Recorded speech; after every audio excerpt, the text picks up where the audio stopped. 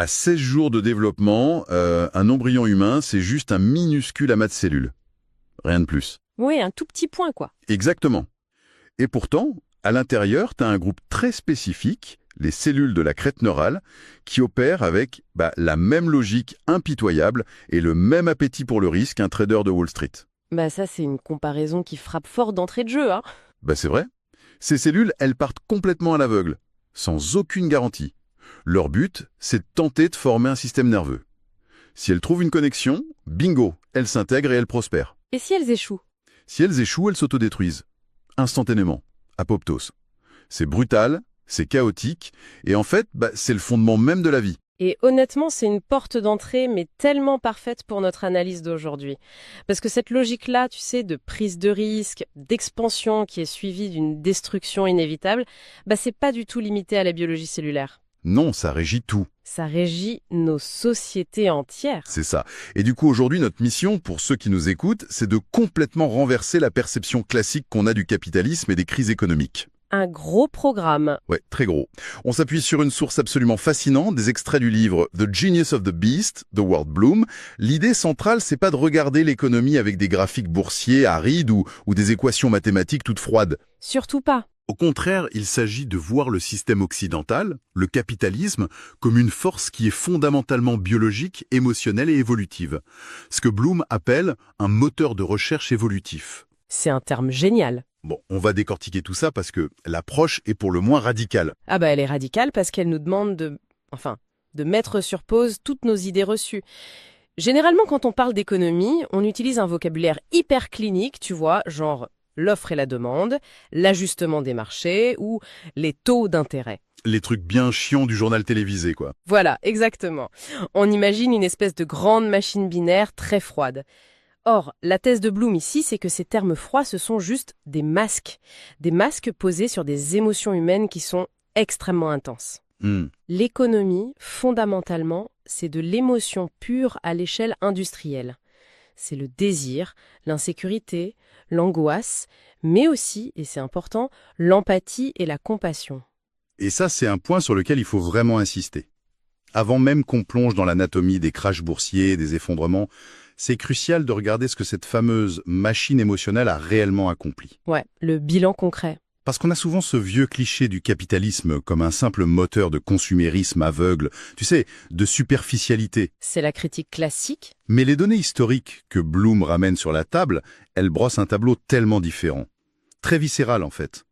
Prenons juste la réalité quotidienne des gens au milieu du XVIIIe siècle. Ah oui, le contraste est saisissant. T'imagines qu'à cette époque-là, posséder un simple vêtement en coton doux, c'était un privilège qui était très exclusivement réservé à la royauté ou à la très haute aristocratie. Et pendant ce temps-là, les masses, elles portaient quoi? Des trucs horribles. Des peaux?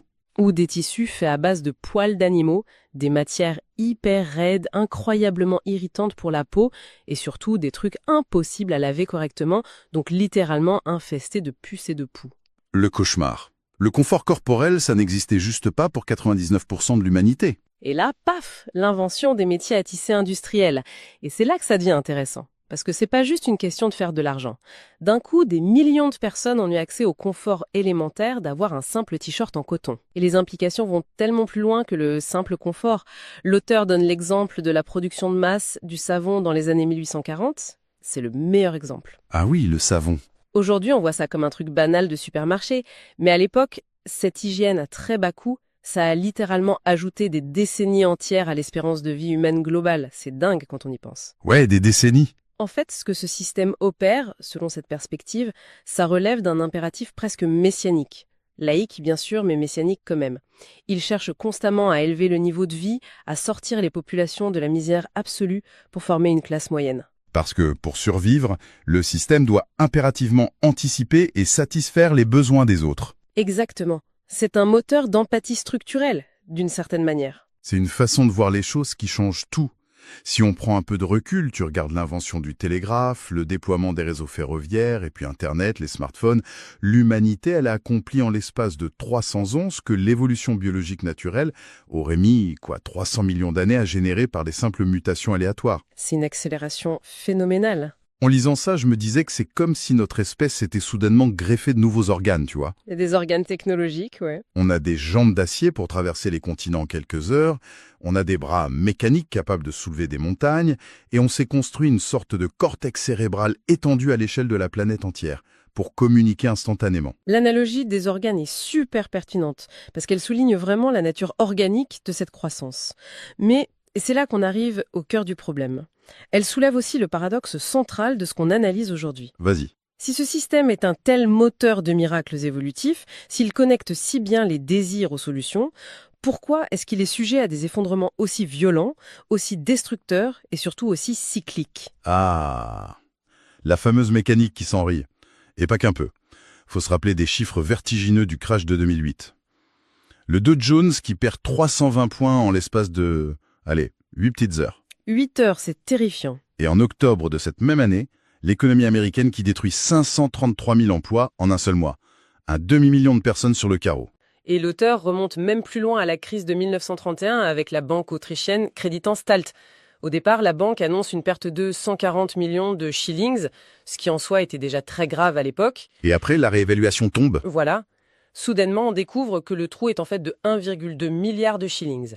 Et là, la panique s'empare de l'Europe entière, puis du monde entier. C'est l'effet domino. Et la réaction humaine immédiate face à ce niveau de destruction, tu sais ce que c'est? Trouver le coupable. C'est de chercher à qui la faute. C'est un réflexe psychologique inévitable. Face à la douleur économique, à la perte de repères, notre cerveau exige une narration. Il exige un grand méchant. Les documents détaillent super bien comment ce besoin se cristallise tout de suite dans le débat politique de façon très polarisée. Ah ça c'est clair, et on le voit à chaque crise. D'un côté de l'échiquier politique, l'explication est toute trouvée. C'est la cupidité débridée, c'est Wall Street. On pointe du doigt les banquiers d'affaires avec leurs bonus complètement indécents, leurs parachutes dorés de plusieurs dizaines de millions de dollars, bref, des gens qui ont joué au casino avec l'argent des autres.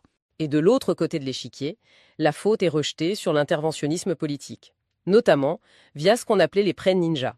Ninja, ouais, pour no income, no job, no assets, pas de revenus, pas d'emploi, pas de patrimoine. C'est ça. L'argument de ce côté-là, c'est que ces prêts toxiques sont nés d'idéaux politiques des années 90, d'une volonté gouvernementale qui était très louable sur le papier, étendre l'accès à la propriété immobilière aux classes les plus défavorisées. Sauf que, dans la pratique, Sauf que forcer le système à prêter de l'argent à des gens qui sont insolvables, ça a créé une bulle gigantesque. Et en éclatant, elle a fini par broyer les économies de cette même classe moyenne qu'elle prétendait aider. bon, il faut qu'on précise un truc important pour notre audience. Notre objectif ici, c'est en aucun cas de trancher ce débat politique ou de prendre un quelconque parti. Non, pas du tout. Ce qui est vraiment crucial à retenir du livre de Bloom, c'est d'observer ce mécanisme de blâme. Que l'on accuse le banquier super cupide ou le politicien super naïf, en fait, on cherche une cause morale à un effondrement qui est mathématique. Exactement. Et c'est là qu'intervient le concept de sophisme narratif, qui a été pas mal théorisé par Nassim Nicolas Taleb. L'esprit humain, il est juste terrifié par le chaos aléatoire. Pour donner du sens à une catastrophe super complexe, on tisse une histoire a posteriori. On s'invente un film. C'est ça, on crée des personnages, des antagonistes. Dans les années 20 et 30, le méchant, c'était le président américain Calvin Coolidge, avec son obsession pour les talons or. En 2008, c'était les traders en subprime. Mais l'analyse qu'on étudie aujourd'hui va beaucoup plus loin. Ces figures, ces banquiers, ces politiciens, ce sont en fait que des déguisements. Des marionnettes. Ils ne sont que les instruments d'une force sous-jacente qui est beaucoup, beaucoup plus ancienne. Attends, là il faut s'arrêter une seconde. Est-ce qu'on est vraiment en train de dire que les escrocs, les spéculateurs complètement aveugles ou les architectes de systèmes frauduleux, ils sont finalement pas responsables qu'on les excuse sous prétexte qu'ils seraient juste de simples pions poussés par une force invisible? Ce qui est fascinant ici, c'est que l'idée n'est surtout pas d'excuser juridiquement ou moralement les individus. S'il y a fraude, il y a fraude. En prison, point. D'accord, ouf. L'argument de Bloom est plutôt systémique. La fraude, la cupidité ou l'erreur politique, ce sont des symptômes, pas la maladie elle-même. Les crises cycliques majeures, ces énormes dynamiques de boom et de crash, elles ne trouvent pas leur origine dans l'invention de la monnaie. Elles viennent d'où alors? Elles sont inscrites dans la biologie fondamentale. Ces cycles d'expansion et d'effondrement, ils existent depuis des milliards d'années, bien avant l'apparition de l'humanité.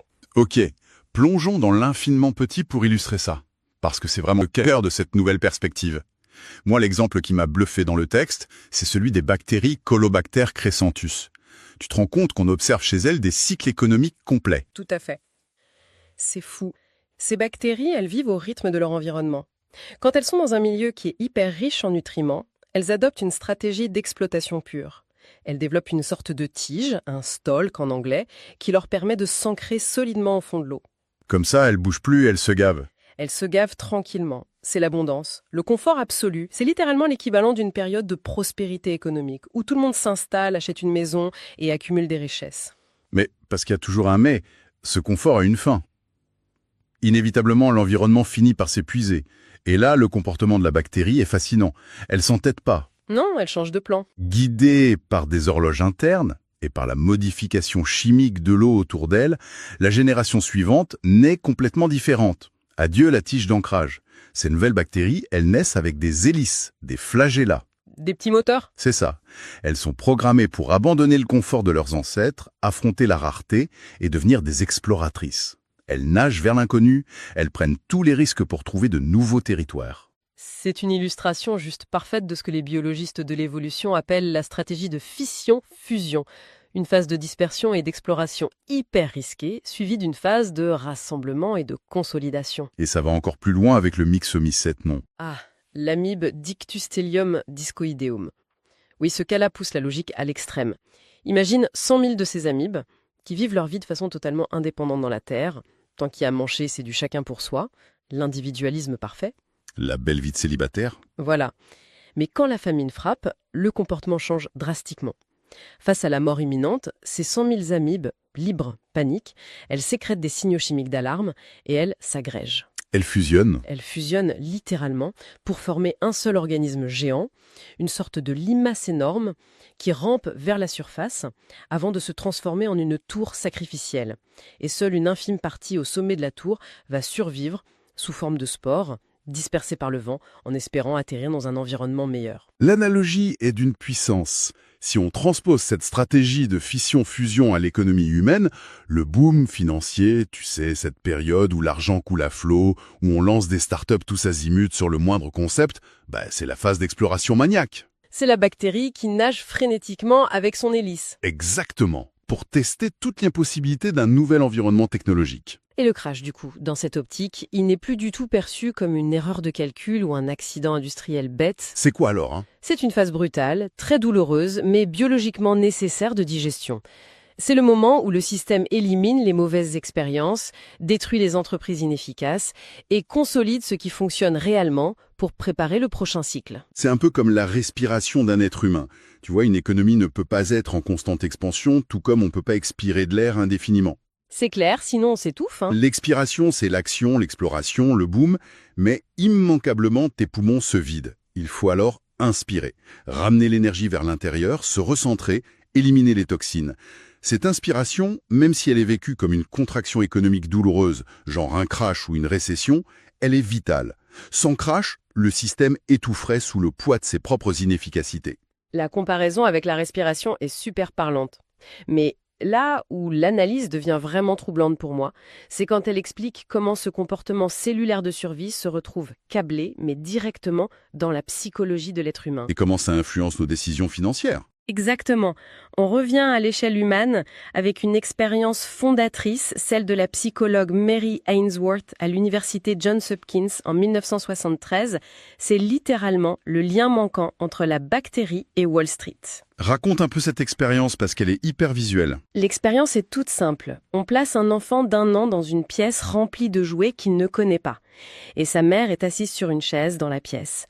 Au début, l'enfant s'éloigne de sa mère pour explorer. Il rampe vers l'inconnu, il est poussé par la curiosité. La phase de boom ? Voilà. Mais soudain, la distance devient trop grande ou alors un bruit le surprend. Et là, l'incertitude le frappe, son niveau de cortisol, l'hormone du stress, monte en flèche. Et qu'est-ce qu'il fait ? Il revient en courant se réfugier contre les jambes de sa mère. Et une fois qu'il est là, il se calme. C'est le concept de la base de sécurité. Une fois le contact physique rétabli, l'angoisse redescend, la confiance revient, et le bébé repart explorer un petit peu plus loin.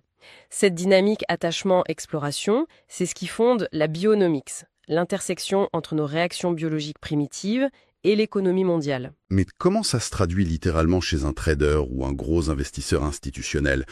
Tu crois que leur cerveau opère vraiment physiologiquement de la même manière qu'un bébé de 12 mois ? Si on relie ça à une perspective plus large, la réponse est oui. D'un point de vue neurobiologique, l'architecture psychologique est la même. Sur les marchés, l'investisseur agit comme le bébé. L'euphorie l'amène à s'éloigner de la mère. La mer, c'est quoi dans ce cas? Ce sont les valeurs refuges, la sécurité absolue, comme l'or ou les bons du trésor à très faible rendement. Donc, poussé par l'euphorie, il part explorer des territoires hyper risqués, des produits dérivés complexes, des crypto-monnaies expérimentales. C'est la création du boom. Mais dès qu'un signal d'alarme retentit, dès que l'incertitude frappe, C'est la panique pure. Les mecs liquident tout à perte et courent se réfugier vers la sécurité. Ils achètent des obligations d'État à n'importe quel prix pour retrouver cette fameuse base de sécurité. c'est le bébé qui s'agrippe à la jambe de sa maman. C'est exactement ça. Et ça signifie un truc dingue. Nos fragilités personnelles, notre angoisse fondamentale face à l'inconnu, c'est littéralement le carburant qui fait tourner le moteur de l'économie mondiale. Les marchés ne sont que des amplificateurs géants du système nerveux humain.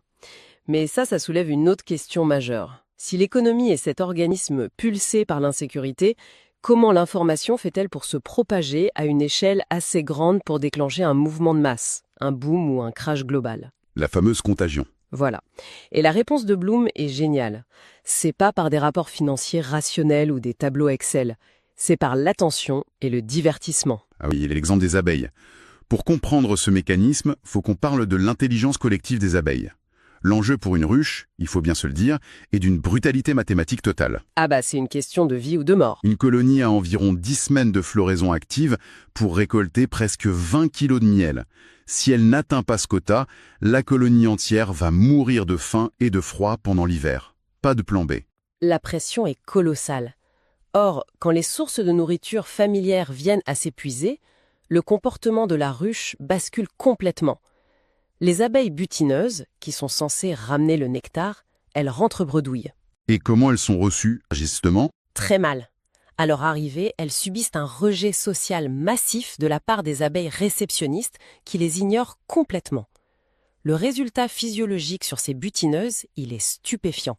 Elles tombent dans un état de léthargie qui s'apparente à une véritable dépression clinique. Des abeilles en dépression. Miss.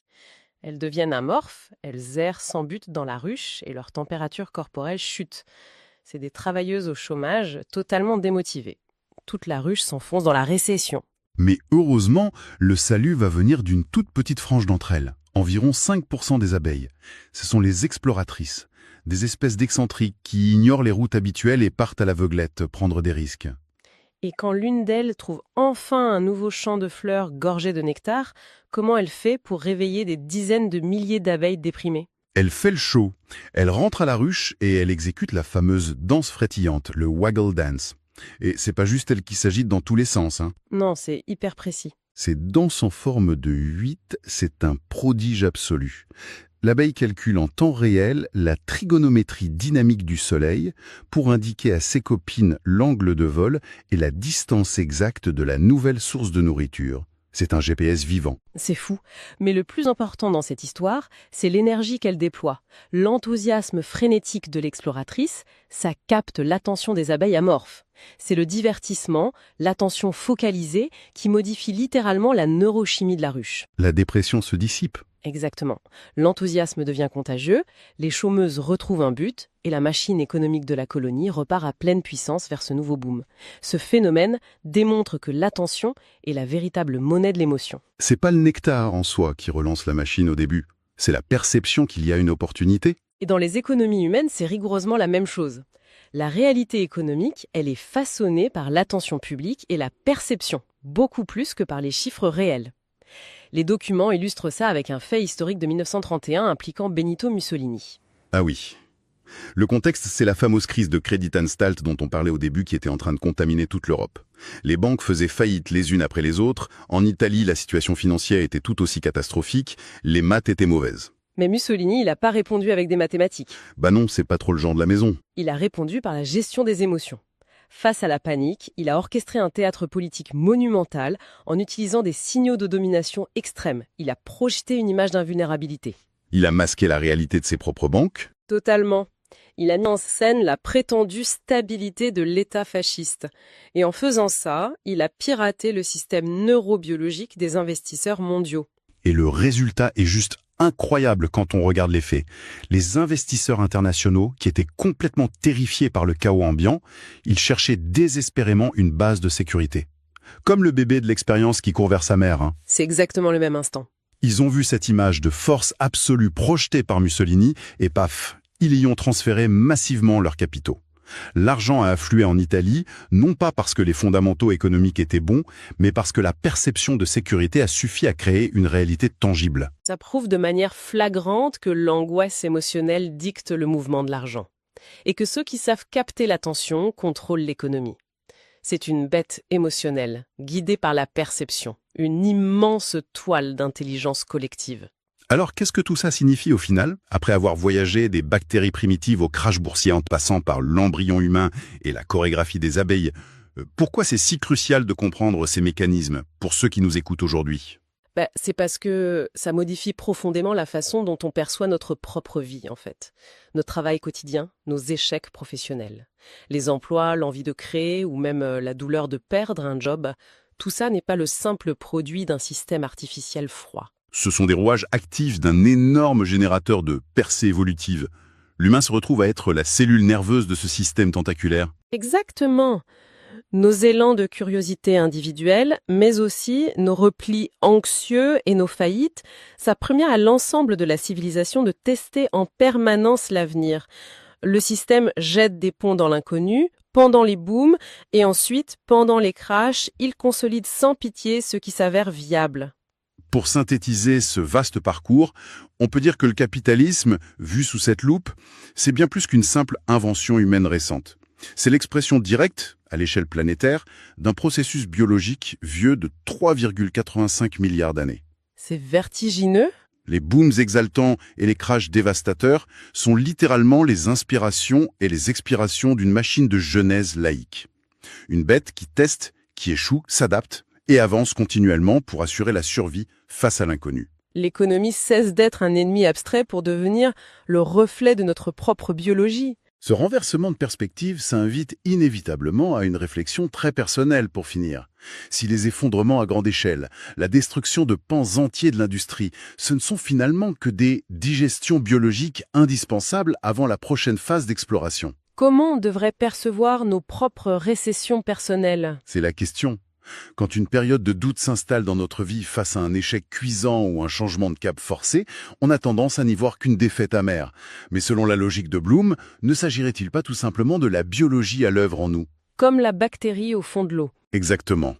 Notre organisme est peut-être simplement en train d'abandonner une tige devenue utile, cet ancrage dans un environnement familier mais qui est épuisé, tout ça afin de faire pousser les hélices nécessaires pour affronter l'inconnu et explorer un nouveau territoire.